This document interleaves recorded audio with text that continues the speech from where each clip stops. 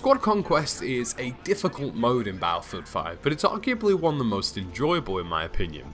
Now, although it's a breakaway from the usual large-scale warfare we're used to, in Squad Conquest, things really do count. As an individual player, you are one of 8 players who can make a huge difference on what happens in the game, and that's what makes it so intense. Every death, every win, every kill, every revive and clutch moment can really make a massive difference as to the overall outcome of the game, and just how well you win the game.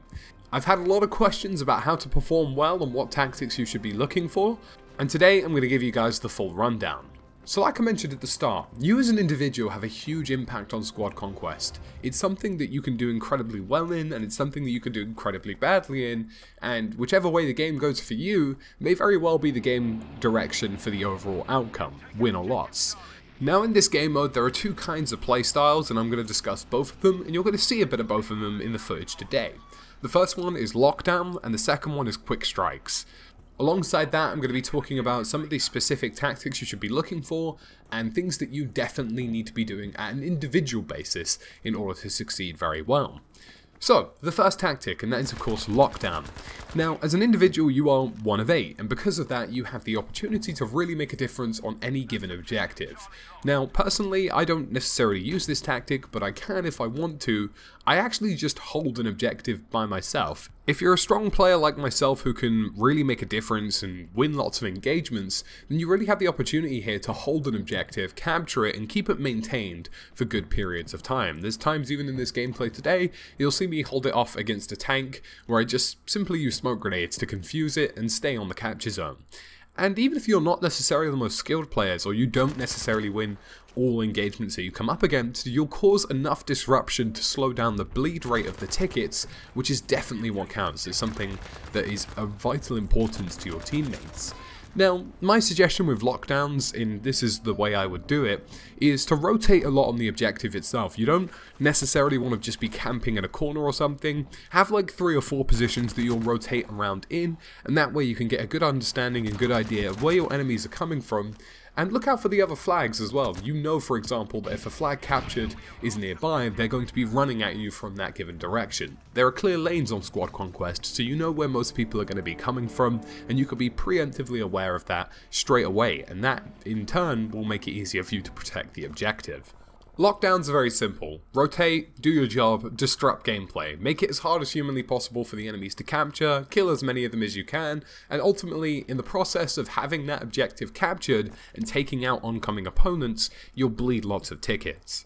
The next one is quick pushes, and quick pushes is something I do personally, mostly because I have a very strange playstyle that most people can't keep up with, and it's something that I think works incredibly well, and I highly recommend it to you guys. Quick pushes is, as a high sort of engagement rate player, the kind of person who wins a lot of engagements, it's important for me to take objectives individually. I can wipe out the entire player base on an objective, and the reason I can do that is for 2 things. Number 1, I don't use obvious routes into objectives. You'll see in any given map, be it Hamada, Arras, or anything in between, there are some very clear lanes into these objectives. Don't use them, that's a terrible idea, you probably will die if you do.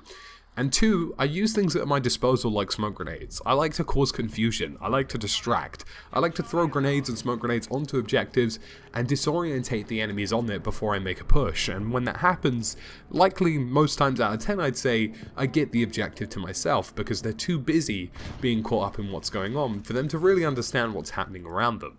If you have the active awareness of where enemies likely are, be it on the objective or where they could be coming into the objective from, then you really have the opportunity here to make some big differences. I for one use a lot of smoke grenades, I use explosives, I use everything at my disposal to really confuse players and make that push, make it happen. You know, most players are very passive in Squad Conquest. What lots of them will do is they'll camp in a little corner or they'll hide behind a box and they'll think, oh yes, objective captured, all sorted, job done. But for you as an individual, if you can really be that guy who likes to just make a lot of noise, then you're as good as gold. You've effectively done what you need to do, and you can really, again, bleed those tickets and make things count. There are two other important things to bear in mind when you're doing these quick pushes as well.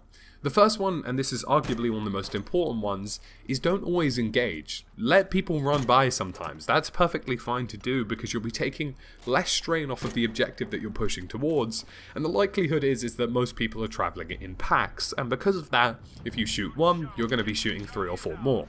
And if you start an engagement and you die and they go ahead and revive that squad mate, well then what was the point? You haven't captured an objective, you haven't really killed anyone, and ultimately you've just cost your team a ticket.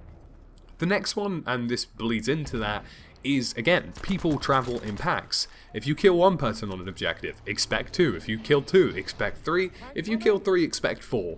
That's very much the nature of squad conquest. You're never done, you need to be on your toes at any given point, and don't think just because you've killed 1 or 2 that the job is necessarily done. Moving on, and this is something that I think is incredibly important, is your class selection and weapon selection. A lot of people have a lot of questions about this, and yes, it is nice to have a balance. Have some guys who can hand out ammo, have some guys who can hand out health. But personally, work towards your maximal potential. Use guns that you perform well with. Use guns that you know you win engagements with, because that's going to be the difference maker here. Yes, it's nice to have a medic. Yes, it's nice to have a support player. And yes, having anti-tank as one of the main things as an assault player is something that is incredibly important as well. But ultimately, as an individual, you need to come down to a decision as to what you perform best with. In all of the gameplay you're seeing today, I decided to run with the medic. And the reason for that was not necessarily because I'm the best reviver in the world, but because I win lots of engagements with fast SMGs, and I win engagements that allow me to revive other players, and more importantly, there's the smoke grenades and the fact that I can heal myself. I can be a big player because I can carry on healing myself and not be too contingent on other people around me. That's why I decided to use that class, and I think the more medics on the field, of course, the better. It's the one I'd recommend the most, but again, if you do really well with a certain assault rifle, or if you do really well with a certain LMG, that's what you should go for. The next big tip I have is, of course, working as a unit. It's not called Squad Conquest for no reason. And I think Squad Conquest is a bit confusing because you see maybe 3 or 4 people running towards the same objectives. And whilst that's fine and it's very beneficial, I actually think 2 people per objective is significantly better. It's something that I think works better, and it's something that I think is more fluid and definitely more doable. If you've got players that can make things happen, you only really need to roam in groups of 2. So my final big tip really is focusing on that majority bleed. You as an individual in Battlefield, you know, it always is quite difficult because in larger game modes you don't really notice the impact you have, whether you capture an objective, whether you don't capture an objective, whether you die or revive. Whereas in Squad Conquest, that stuff is insanely obvious. You know, your death could be the very difference between you winning by 1 ticket and you losing by 1 ticket, because everything is magnified, every little action. And you'll see in games today, there were times where me locking down an objective or me making a big push gave us that majority bleed. It gave us the, you know, the bleed we needed on tickets as well as the kills that we needed to really make a convincing win happen. And you'll notice that when you perform badly, the convincing wins disappear completely, and the overwhelming losses become abundantly apparent. And the way I'd focus on that really is just fixating on these objectives. At no given point in this game mode, in my opinion, should you be engaging in the lanes towards your objectives. If you have to take on an engagement, sure, no problem, get it done and carry on moving. But in most scenarios, just get on the objective, whether you're causing frustration, whether you're neutralizing, whether you're capping, whether you're just fundamentally making it difficult for the enemy team, getting some kind of ticket bleed going or preventing it, then that's how you win this mode. That is the bread and butter of this mode, but it's something that a lot of people forget. People get caught up in the engagements at the shed. They get caught up in the engagements in the grass fields on the RAS, and because of that, they lose. One relatively well-organized squad that fixates on an objective, or even just one very competent individual, can capture and make the difference on Squad Conquest. And that's why I kind of appreciate it as a mode. And I really think that if you want to do well, A, look on your tactics. Whether it's locking down an objective or making quick pushes, that's something you can do. B, really maximize your potential here. Don't mess around with any guns you ain't good at. Don't mess around with any challenges. Squad Conquest is your place to shine. It's your time to make a mark. And because of that, I really think that the ultimate need here is to whip out whatever you're good at. Be it the FG-42, the STG, even if it's a sniper rifle, that's fine, as long as you actually do well with it. Don't be one of those guys who thinks you're some trick shot. Just, if you can snipe, then use it. Do well with it. Be effective. And finally, and I can't stress this enough on Squad Conquest, don't waste vehicles. Vehicles can be really important. They can command an entire objective by themselves, and it's something that I noticed that a lot of people mess around with. They lose vehicles very quickly, they explode very quickly, or they just aren't very good with them. You can sit on the objective and you can do well. It's something that, you know, is possible, it's something that's doable. Don't use an AA tank, I made that mistake once, it's a bad idea. Use something with some armor that can take on another vehicle, but equally can take on infantry. I highly personally recommend the light tank.